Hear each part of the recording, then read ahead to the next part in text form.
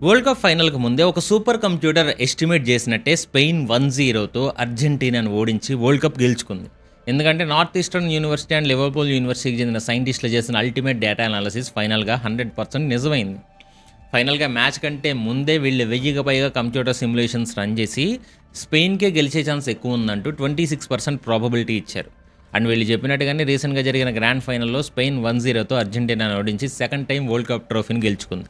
అసలు ఈ super computer అనాలిసిస్‌లో సైంటిస్టులు బయటపెట్టిన డేటా కూడా చాలా ఇంట్రెస్టింగ్‌గా ఉంది. స్పెయిన్ టీమ్ తన ఓల్డ్ టికా-టాకా పాసింగ్ స్టైల్‌ని మార్చి అటాకీ టాకా అనే ఒక ఫాస్ట్ అటాకింగ్ గేమ్ ఆడుతుంది. ప్రతి మ్యాచ్‌లో వీళ్ళు యావరేజ్‌గా 70 ప్రోగ్రెసివ్ పాసెస్ వేస్తా అపోజిషన్‌ని భయపెడుతున్నారు అంట.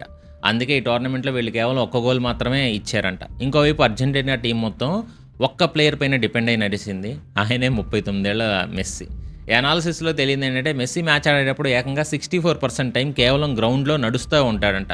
ఎంబపే, హాలాండ్ లాంటి యంగ్ ప్లేయర్స్ 45% ఎనర్జీ సేవ్ చేసుకుంటే, మెస్సీ మాత్రం ఎనర్జీని కంప్లీట్‌గా దాచిపెట్టుకొని 75th మినిట్ తర్వాత ఎక్కువ అటాక్ చేస్తాడంట. అందుకే అర్జెంటీనా ఈ సిరీస్‌లో కొట్టిన 19 గోల్స్‌లో 12 గోల్స్ కేవలం లాస్ట్ 15 మినిట్స్‌లోనే వచ్చాయి.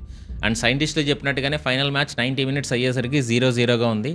కానీ ఎక్స్ట్రా టైమ్‌లో 106th మినిట్ దగ్గర స్పెయిన్ సబ్‌స్టిట్యూట్ ప్లేయర్ ఫెరన్ కొట్టిన క్రూషియల్ గోల్ మ్యాచ్ రిజల్ట్స్‌ని మార్చేసింది. సో పక్కా scientific data and tactical game play ముందర ఏలియన్ లాంటి మెస్సీ మ్యాజిక్ కూడా పనిచేయలేదని ఈ వరల్డ్ కప్ ఫైనల్‌తో ప్రూవ్ అయింది. మేబీ సూపర్ కంప్యూటర్స్ కూడా సూపర్‌గా గెస్ చేస్తున్నాయి అనుకుంటా. Hey intelligent minds, please do like and subscribe.